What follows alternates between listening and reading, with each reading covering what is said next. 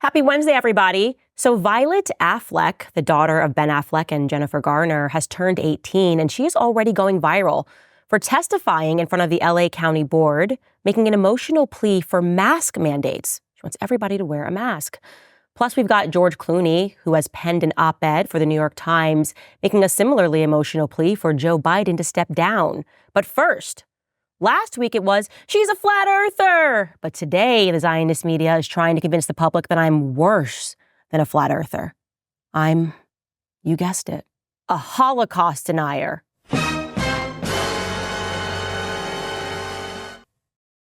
When will they ever grow tired of these games? I know that I won't. That's what's coming up on Candace.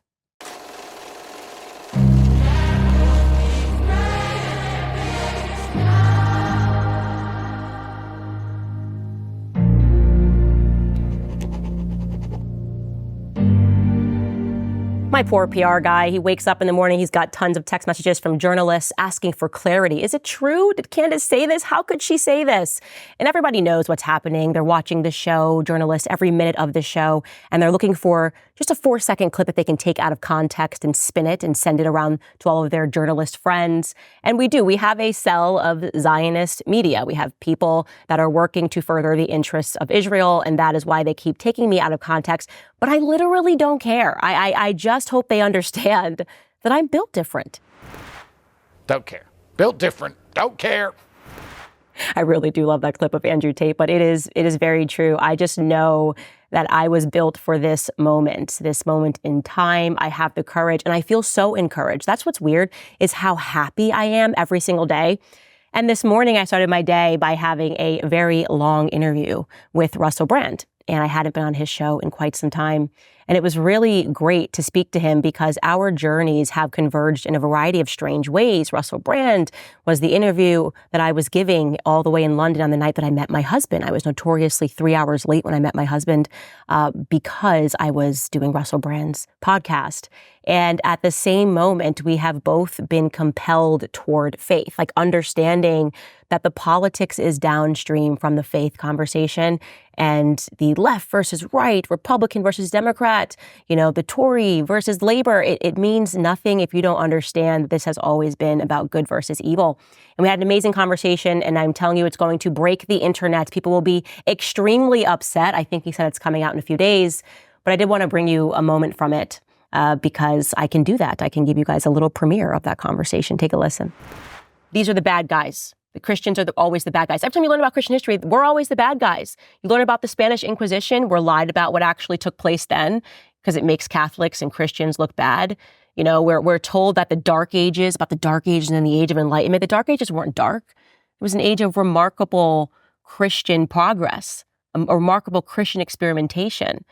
And so I am just very passionate now about using my platform to awaken Christians around the world, because I believe that when Christians are awakened, a lot of the evils in the world will stop.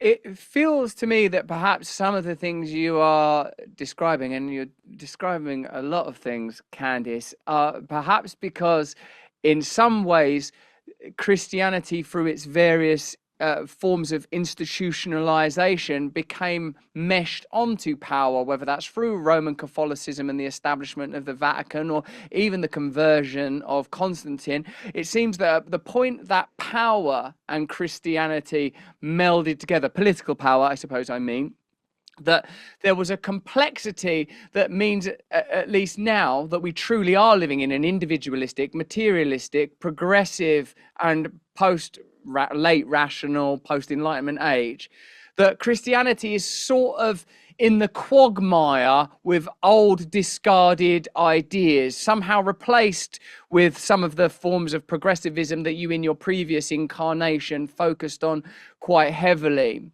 And I suppose there's an assumption that Christianity doesn't require any protection, doesn't require any special spaces. I've heard people say, for example, that this return to Christianity that seems to be happening culturally, this new intrigue and excitement, a kind of a new awakening, a sort of what might be what precedes a second coming or a rapture, is an attempt by the culture to reboot the last thing that works. True Christianity, Candace, would by its nature be anti-establishment, somehow challenging to people in positions of power and to powerful institutions.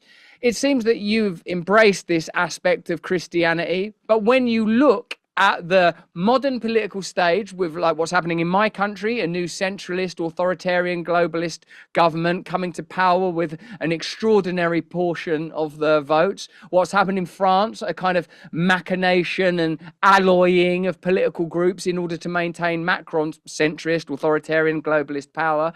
That what is required is a kind of inversion, a new radicalism. And yet the only type of radicalism that's sort of discussed is either technological radicalism and advanced citizen management, or maybe Islam. I wonder what you think about the necessity for this new Christian awakening to become politicized, or at least to become a challenge to existing political power.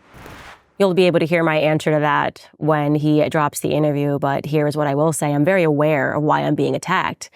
Obviously, they don't think I'm a Holocaust denier. No more do they believe that I am a flat earther, but they understand that I am talking about Christian concepts. I am talking about Christian history. I'm talking about the fact that Christians were mass murdered across Europe, and that Americans were sold lies about that murder. And so they've taken out of context a clip because what they don't want people to see is the BBC documentary that I went over in that episode, The Savage Peace, learning that German civilians, German Christians were murdered in mass by the Allies. This has been hidden. Most Americans don't know it, and most Americans have been shocked to learn it. And so they want me gone because, then what falls apart, of course, is this entire narrative that we're always fighting the bad guys. Here's what I believe. I believe it is and always has been a holy war. I believe that there are spiritual forces at play that are trying to make Americans atheistic and make Americans believe in nothing other than government, more governance as a solution to everything. And the more I look into history and start examining it through the lens of Christianity, I am shocked by what I discover. Let's talk about World War II. Ready? I actually think that if I were to write a book about America, American involvement in the history of war, in the history of World War II, I would entitle it, Oops, we accidentally bombed Christians again. And the subtitle would be, but it's an accident. It was a total accident, I swear. Or it didn't matter, I swear. Or, but we had to do it, I swear. Yeah, unbelievably, when you start looking through the lens of Christianity, you begin to ask yourself a question, how many times can you accidentally bomb a Christian monastery or a Christian cathedral before we're allowed to wonder if maybe, it wasn't an accident at all, if maybe it was an actual strategy, if maybe Christians in the West were propagandized severely by Edward Bernays, as Sigmund Freud's nephew, as we were during World War II, to permit the mass atrocities that were enacted against Christians in the East. I'm just asking a question. And I've been asking those questions for a while now. I'm now just asking them out loud. It began really for me when I was on that Charter pilgrimage. And you remember I did that 3-day pilgrimage with Catholics, and we marched to Charter, the Charter Cathedral, that is. It's got a wonderful story. In August of 1944, American forces were approaching Charters, and they believed, because of bad intelligence, that the cathedral's towers and steeples were being used by the enemy. And somebody that was in their ranks said, okay, I actually don't know if this intel is good. They were told that building must be destroyed. There are Nazis in there. But before the bombardment was ordered, Colonel Wellborn Barton Griffith Jr., he's a hero, volunteered himself because he felt so conflicted about that order. He said, I will sneak through the German lines to see if this intel is true or not. He, and he took another troop along with him, successfully evaded the enemy, climbed the towers of the cathedral, and confirmed that there were no enemies at all. No. So the bombardment order was rescinded. The Charter Cathedral still stands. But to be clear, that is not the story for the majority of the cathedrals that were bombarded throughout World War II. Here's another story, and you may have heard it. If you're Catholic, you probably know it. Monte Cassino in Italy. Same thing happened. The Allied forces were given intelligence that the Germans were going to use Monte Cassino. What? No, that bombard it. It was ambiguous information regarding the Germans' location that was believed to be valid. However, up to the last days before the bombing, Martino Matronolo, who was a monk who remained at Monte Cassino, asserted that no, it is not being used by anybody. No, this is just our monastery with a tremendous history behind it. But guess what? Despite the fact that an American contested and said we absolutely should not bomb this, it still happened. They bombed the abbey, and monks were trapped in it while it was bombed. But don't worry, guys. Guardian headline has got this covered. Look, here it is. Error led to the bombing of Monte Cassino. Monastery destroyed after translation slip by the British intelligence officer. It just kept happening. It was an error. It was bad intel. And the translation, it didn't make it over in the correct way. And I guess the American troops couldn't understand the British accent or something. Of course, the theater in Cologne was not as lucky. That was also bombed by the Allies in 1944, as was the Königsberg Cathedral, obliterated by the Soviets in 1944. And nobody cares because I guess they were Germans. I'm sure it was all just a coincidence, by the way, when in Dresden, as Christians were getting ready to celebrate Ash Wednesday, they were literally turned into ashes. What happened in Dresden was a war crime. There's no other way to look at it. It was an absolute war crime. And yeah, again, just a coincidence that it was Ash Wednesday that this happened. And of course, if you talk about Nagasaki, people get really upset on Twitter. Oh no, Zionist media is going to come for me hard because how dare you, Candace? How dare you talk about Nagasaki? Because that too was just things happened. You know, they were going to bomb somewhere else and then they don't know who gave the orders, but somebody said do Nagasaki instead. So on a cloudy morning, on August 9th, 1945, a B-29 bomber named Boxcar of the U.S. Army Air Force flew over the Japanese port city of Nagasaki and dropped a radioactive plutonium implosion bomb 300 yards from the second largest Roman Catholic cathedral in the Far East. That was called Urakami Cathedral of the Immaculate Conception of the Blessed Virgin Mary. So yes, at 11:02 a.m., when the bomb was dropped on the cathedral, Nagasaki was the most Christian city in Japan. And 2/3 of the Catholic population perished that day in that city. But again, they had to do that to end the war. And it was just, they bombed there as opposed to somebody else. Don't ask any further questions. In fact, if you do, you're a monster. I guess the priests in Hiroshima were luckier. Here's an aerial view of the Lady of the Assumption Church after the August 6th, 1945 bomb drop. Yep, another nuke dropped. Unfortunately, a small group of priests can be seen standing in the road in front of their church. Despite being at the epicenter of the bombing, having just completed their mass on Sunday, these Jesuit priests survive. But again, don't think too hard about that. Bad intel and accidents happen all the time. In fact, they're still happening. It's so weird in Canada. Have you heard about this? Do you guys remember when 3 years ago there was that major story that broke in Canada? And basically the left went crazy because it allowed for them to just be openly prejudiced against Christians. They said that they had found a mass grave that was containing the remains of Indigenous children that they allegedly discovered beneath a Catholic church, right? So they were like, oh, this used to be a government boarding school run by the Catholic Church. We just dug up these bones of the Indigenous people. So now we realize that Catholics were mass murdering Indigenous people. Guess what? That entire story turned out to be a hoax. I think the term that people like to use is a blood libel against Christians. And guess what happened because of that blood libel against Christians? Again, this is just 3 years ago in Canada. At least 85 Catholic churches across Canada were destroyed by arson. They were vandalized, desecrated, and the Canadian political party cheered it on. They were like, yeah, get those Catholics. 85 Catholic churches in Canada have since been destroyed on the basis of a lie that the mainstream media allowed to run freely. Think about that. Think about that. They even raised money supporting the investigation of the mass graves. It was all a lie. It was all a hoax. And nobody cares because it's Christians.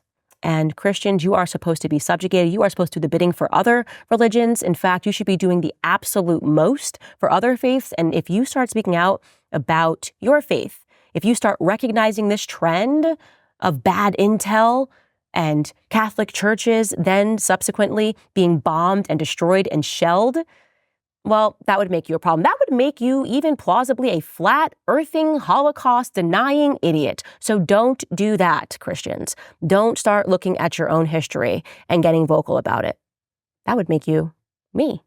Speaking of Christianity, if there is one thing that we do fight for as Christians, it is life. And that is something that Russell Brand and I discussed. We talked about abortion. We talked about what it means to be pro-life today. Well, according to a recent report, Planned Parenthood continues to rake in billions despite dwindling clients. The biggest takeaway is that Planned Parenthood is generating vast profits, including millions in taxpayer funding. With PreBorn, that is you and me, we are actively given the opportunity to steal their clientele, meaning we get to rescue the babies that they are trying to kill. PreBorn operates on a very slim budget, rescuing over 200 babies' lives every single day with zero government funding. PreBorn's network of clinics are situated in the darkest corners of the nation, competing head-to-head with the abortion giants, and they need our help now more than ever. When you donate $28 to PreBorn, you'll offer a free ultrasound to an expectant mother that is caught in a crisis. Because once she hears that heartbeat and sees that precious life, her baby's chance at life doubles. So please sponsor a precious baby's life today. Your tax-deductible gift will go directly towards saving babies' lives. You just dial pound 250 and say the keyword baby. That's pound 250 baby, or you can go to preborn.com/Candace. That's preborn.com/Candace. All right, now it's time to get into some stories.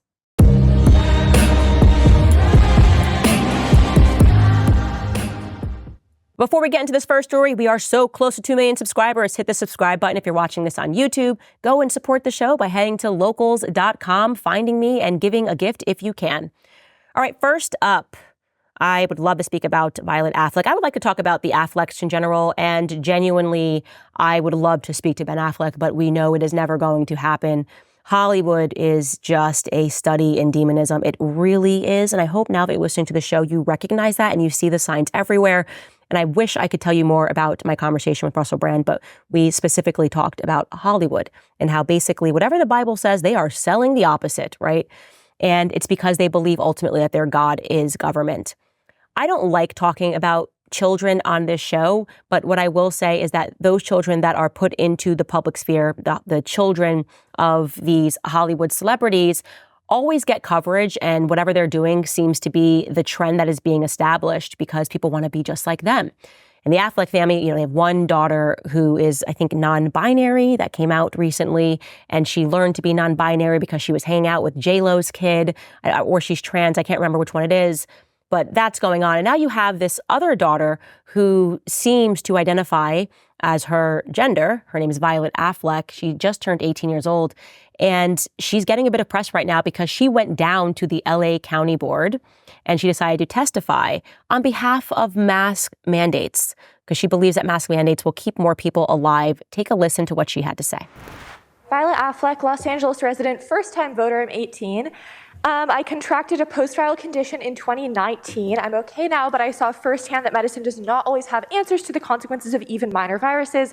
The COVID-19 pandemic has thrown that into sharper relief. 1 in 10 infections leads to long COVID, which is a devastating neurological cardiovascular illness that can take away people's ability to work, move, see, and even think, stands to exacerbate our homelessness crisis, as well as the suffering of many people in our city. It hits communities of color, disabled people, elderly people, trans people, women, and anyone in a public-facing essential job the hardest. To confront the long COVID crisis, I demand mask availability, air filtration, and far UVC light in government facilities, including jails and detention centers, and mask mandates in county medical facilities. We must expand the availability of high-quality free tests and treatment, and most importantly, the county must oppose mask bans for any reason. They do not keep us safer. They make vulnerable members of our community less safe and make everyone less able to participate in Los Angeles together. Thank you. So I'm going to try to be very kind here. First and foremost, she is 18, and I know that people are absolutely crushing her. I genuinely feel bad for her because she's being raised by two individuals who have given into the whims of Hollywood, obviously, because of the decisions that you can see that this household is making. But the other thing that I want to say is that when you're 18, you do tend to be dumb, right? Like you make decisions and you say things, and the things that you believe at 18, you're not going to believe when you are 35 years old like I am today. And so I try not to hold people to their perspectives when they were 18 because I don't want to be held to the perspectives when I'm 18. And you are sort of whimsical and fantastical, and you believe solutions can be this easy. And genuinely, the majority of kids, probably not her, are coming out of the public school system, and they are being trained to believe, they're propagandized to believe that the government can provide every solution to every problem in society, that all you need is more governance. So I want to really just speak about what she's saying without attacking her as an individual, because she needs time to grow, and she probably needs time to grow outside of Los Angeles County, if we're being honest. And maybe she can take her down here in Tennessee, people who have never been wearing masks like myself, and very much our faith is in God, not in government. And we understand that the government is not what keeps you alive. And also, obviously, what she's missing here is that Fauci came out and said that they made up the whole mask thing.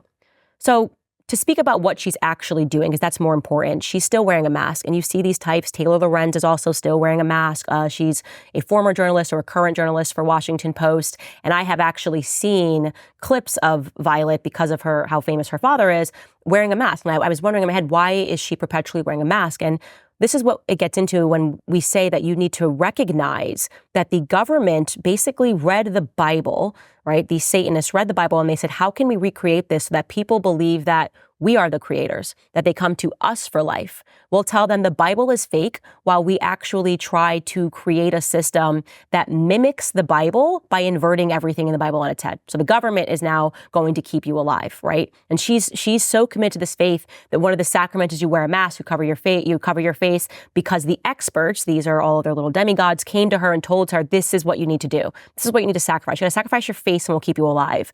Again, that science has already been debunked, right? It was never science because it was a faith. This is why I said science has become a faith. People say the correct way to say that is scientism. And I'm like, yeah, well, I think full-on science has just become scientism. And you can see how she is committed to this faith. She did what they said, and she won't take the mask off because she's been wearing it for so long. It's become a part of her identity, right? So she is as much of a mask wearer as I am a Catholic, okay?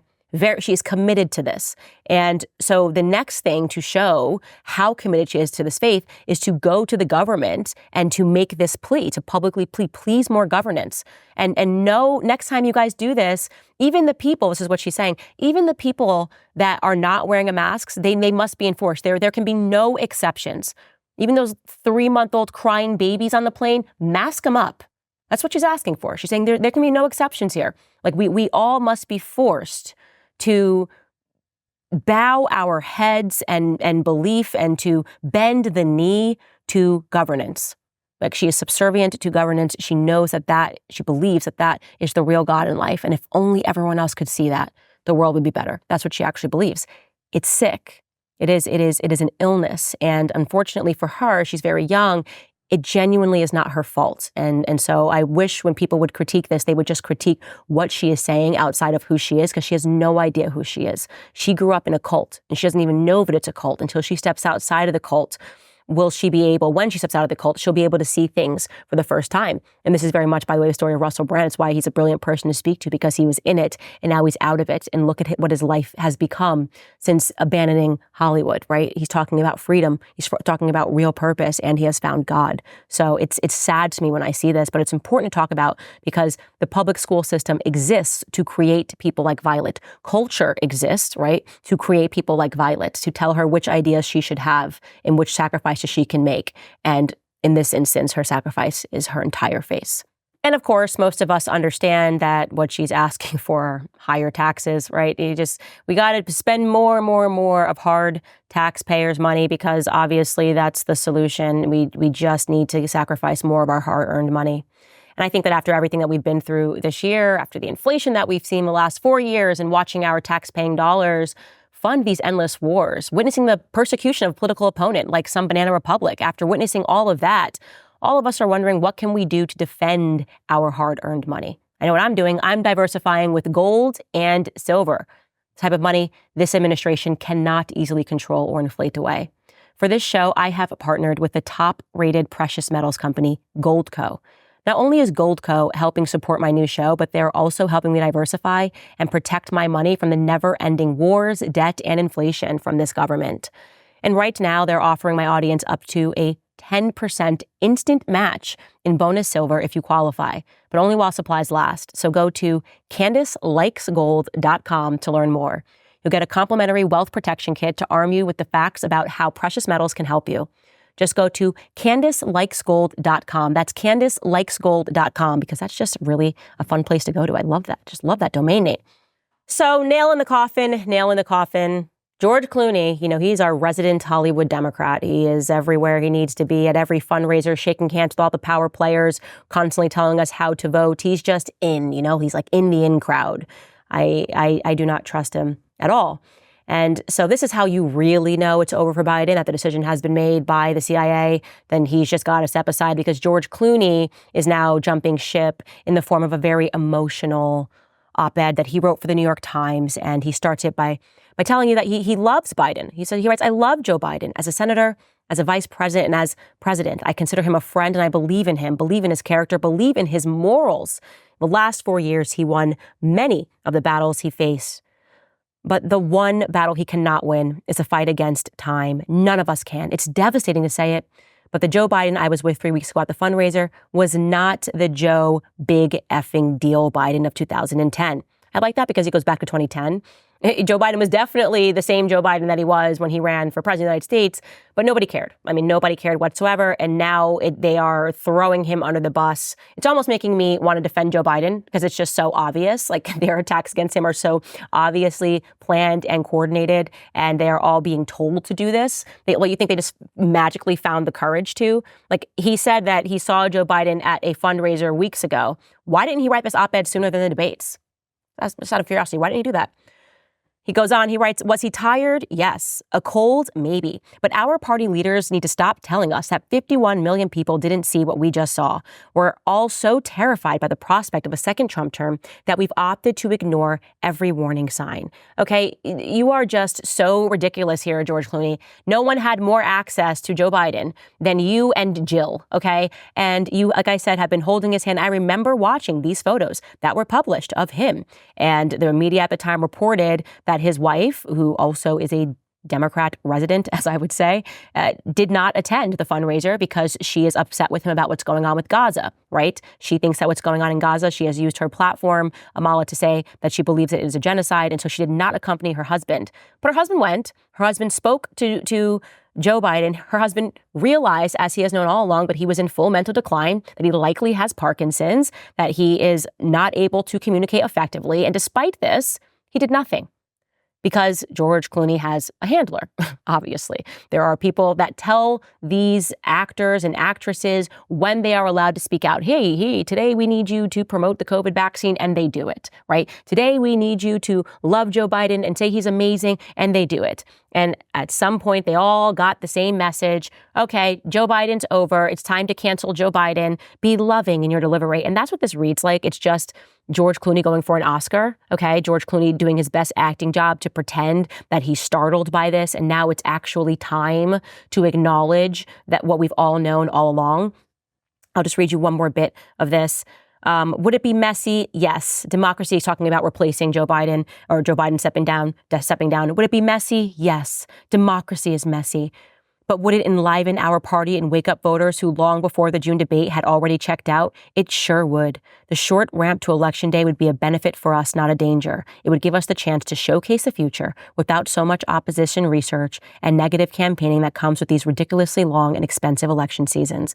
In conclusion, he probably didn't even write this. Because this is a thing, like they have people write articles and they just say, can we put your name on it and send it out? And so this was likely written by somebody in the Biden campaign. George Clooney is one of their homies. They hit him up. They're like, we're going to put your name on this article so that it goes viral and people read it and believe it, it's your word. And George Clooney says yes, because George Clooney is a puppet of the establishment. That is the reality. There are tons of actors who are, Sean Penn among them. Every person that instantly got on a plane to go hang out with Zelensky in a war zone, because that's totally what actors would do. They're so brave. They would totally risk their lives to go play a song as, what was it? Was it Bono or U2 that went into and were playing a song in the subway? It's a joke. It's just all so performative, but of course it's performative. These are, at the end of the day, they're actors. That's what they do. They continue to act. They acted like he was fine, and now they're being instructed to act like he isn't. And that is what is happening. Now, to the greater American public, it feels like we are taking a step back every month instead of moving forward. The bills are higher than they've ever been, and you feel like what you bring in every month, you then have to swipe. You have to swipe that credit card to cover the difference, and the debt just keeps adding up. But if you own a home, I want you to call my friends at American Financing. They can help you break free from that cycle. American Financing is saving people just like you an average of $854 a month. Think about what you could do with an extra $800 every single month, not having to worry about those minimum monthly payments. And even better, it costs absolutely nothing to find out how much you can save. All it takes is a quick call to American Financing. If you start today, you may be able to delay 2 mortgage payments. You could totally use that break. So call American Financing today and start your journey towards being credit card debt-free. 800-795-1210. That's 800-795-1210. All right, guys, now let's jump into some of your comments.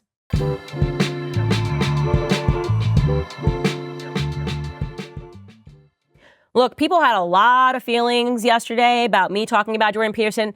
What do you want me to do? I'm obviously reporting on what I'm seeing. It's not my fault, okay, that I am acknowledging that a lot of people who followed Jordan Peterson have broken off from that, men that genuinely believed in him. I mean, you could see the comments. I got my book signed from him, like, what's going on? And a lot of it is because of what's happening on Twitter and Michaela Peterson calling for censorship. This is a person who represents herself as Jordan Peterson's manager, his daughter, and at times his spokesperson. She has called for censorship. That is newsworthy, no matter which way you slice it. And it is not personal. Jordan Peterson has been very nice to me, but we have to talk about that. I need clarity on his perspectives on speech, because that is not what he has been arguing for in the past. And hopefully this is just his daughter speaking on his behalf or speaking, I guess, on the family's behalf. But that still makes me nervous. I want to hear him say he doesn't believe that he does not believe that people should be censored for using the word filth.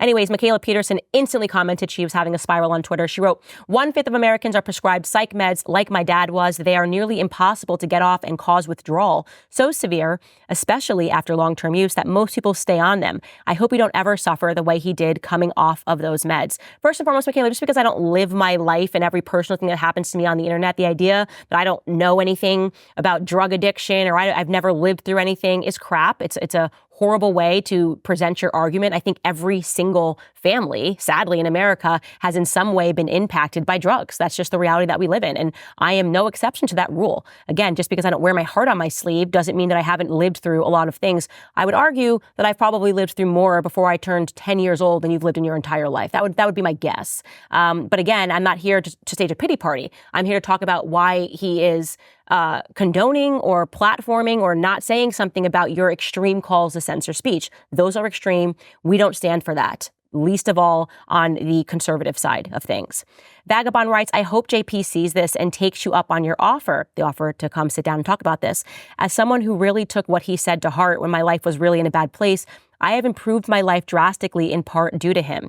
It hurts to see him fall to the level of baseless gaslighting and name-calling. His daughter's tweets were just so childish. When you will debate and talk to communists, Marxists, Zionists, leftists, Muslim, jihadists, atheists, but not a Christian nationalist, it shows there is a deeper reason at play here.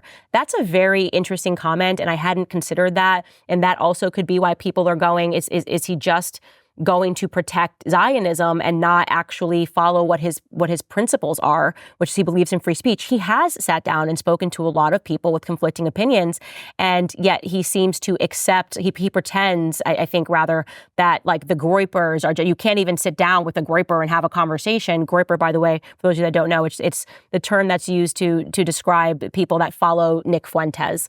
And I actually have no idea why they're called Groypers. I can't even give you an explanation for that. But I'm radical when it comes to free speech. I believe that you have to platform even ideas that you believe are horrific and backwards so you can show the public how horrific and how backwards those ideas are. That's why I'm not afraid of any debate. I just genuinely am not, because I believe that I'm right and I also have the humility to be wrong. And again, this does not wipe away all of the amazing contributions that Jordan Peterson has made, and he has made plenty. I mean, he has literally radically transformed so many individuals' lives. But if he is not living that, or if something has changed or his perspectives have changed, I think people deserve to know about that, because they have placed so much investment in him. I mean, the reason he is wealthy is because he had these perspectives on speech, when he's talking about how he believes in free speech, how he radically believes in free speech. And so he took money from people that believed in him. And I think if you change a perspective, which you are welcome to do, by the way, you are totally welcome to do that, you at least owe it to your audience to explain why that may be. This person writes, there was never any coming back from give them hell. Give who hell? A population that's already besieged? That's made up of over 50% children. Disgusting. It was a full mask slipping moment that I will never unsee. Yes, as I said, I was just reporting on what happened, and a lot of people who have been very sympathetic to what's going on to the Palestinians were disturbed by that tweet. I think he did actually do a video thereafter saying that, he was being reactive and maybe would have said more in a different way if he had had the opportunity to. But for a lot of people, that left a mark. Lastly, we have from Manect. I'm blowing up on Manect, guys. I'm telling you. I am getting so many messages from you guys every single day. This person writes, hi, I think Dr. Peterson's stance on censorship could be my fault. What? Days before he made his first tweet about troll demons, I had a friend of mine relay an email to JP through Jonathan Pagot offering JP advice for developing sustainable online communities. I was a member of JP's first fan club on Facebook in 2017. He and Michaela were in the group and he loved us. JP witnessed the group's collapse, and I'm sure it broke his heart. My email to JP explained why the group collapsed and how we were able to create and manage a new group, resulting in multiple marriages, including my own, and countless lifelong friendships. The collapse involves a flood of trolls from the Sam Harris Facebook group. It was an actual meme war. I never heard back from JP, but his sudden shift toward censorship days after I sent that email haunts me. I'd be more than happy to forward the original email. Facebook, Battleship, and life-changing communities for context if you'd like. Thank you for all that you do and love you. I don't think it's that. I honestly, genuinely don't think it's you. I don't even believe that he agrees with censorship. Like I said, I think these things are difficult. It's difficult for him to thread what his daughter is saying, who he obviously loves very much, with what he believes, his manager. It's just the situation is a bit incestuous. And I obviously don't mean that in a sexual way. I mean, just you're working with your family. It's like an incestuous situation. So it's just a difficult needle for him to thread. And I think he's choosing anger as a response because people are mad at his daughter. And I think it's hard not to react when people you feel are attacking your family members. But as I said, he has a platform in large part because of people that have made investments in him. And that's the only reason that we should hold his feet to the fire. I don't live in a cult. I don't work in a cult. And again, we only cover Jordan Peterson. People were like, are you covering him because you're upset about? No, Jordan Peterson was lovely to me. We covered him because he was trending all weekend over this censorship call from his daughter. It's a newsworthy item. It's a very newsworthy item in America, especially where we believe in free speech. So people that are Jordan Peterson fans all across the world who don't have the same attachment to free speech, you guys don't have these First Amendment rights, will never understand how significant they are to the American consciousness. We will always attack. We will always be on attack when there are any calls for censorship in any capacity. And so these, and I wouldn't even say attacks, but these criticisms of Jordan Peterson are actually coming from a place of concern. And again, I will say I would welcome him on the show anytime to have a conversation because he's a very kind man who has contributed a lot of good things to our societies, particularly to men. But I saw a lot of women saying, he changed my life too. So yes, to you ladies as well. All right, unfortunately, that is all the time that we have for today. We covered so much. I'll see you tomorrow.